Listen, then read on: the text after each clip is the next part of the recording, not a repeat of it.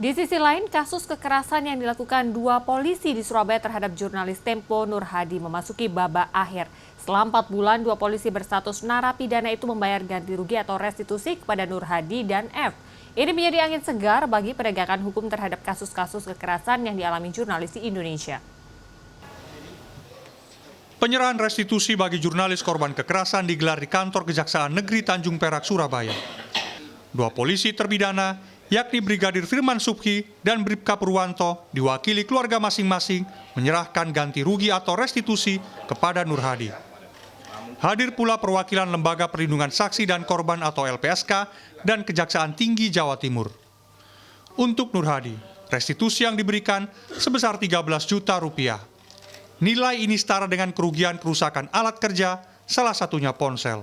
Sementara saksi korban berinisial F mendapatkan restitusi lebih dari 21 juta rupiah karena terpidana merusak kamera digitalnya. Bahwa masih ada tanggungan dari para terpidana berupa restitusi yang harus dibayarkan. Dan sampai dengan besarnya berapa mereka ketahui langsung, Pak.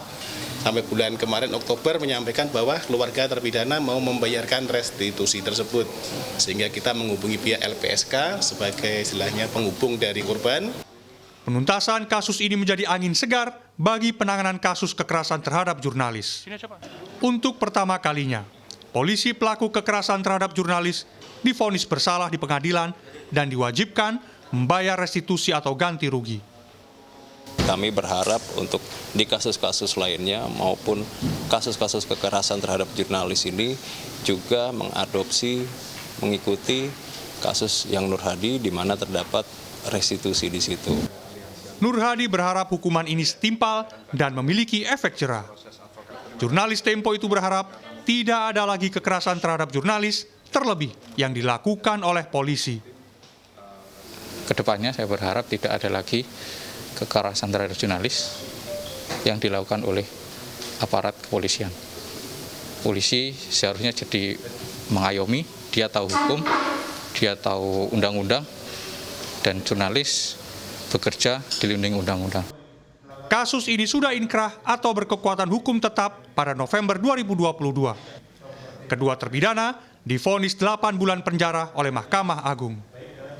Namun eksekusi kurungan badan baru dilakukan mulai Juni 2023. Sementara pembayaran restitusi tertunda hingga berbulan-bulan.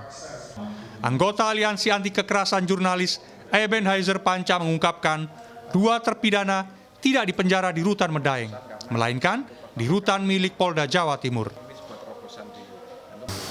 Tempat eksekusi atau tempat hukuman badannya yang dilakukan di rutan Polda ini agak bermasalah karena surat yang diterima dari Rutan Medaeng adalah terpidana ini dibon oleh Polda, tapi faktanya ternyata kemudian memang sampai di sana untuk eksekusinya.